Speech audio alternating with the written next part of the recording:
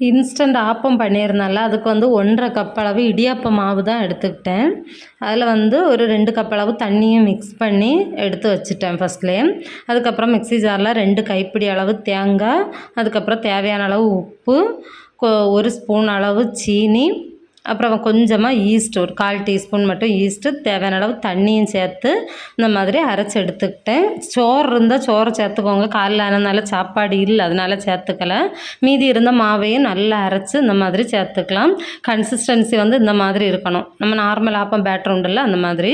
அடுத்து ஆப்பச்சட்டியில் வந்து எண்ணெய் தடவிட்டு 1 1/2 கரண்டி அளவு மாவு சேர்த்து லைட்டாக அந்த மாதிரி சுற்றி விட்டுக்கலாம்.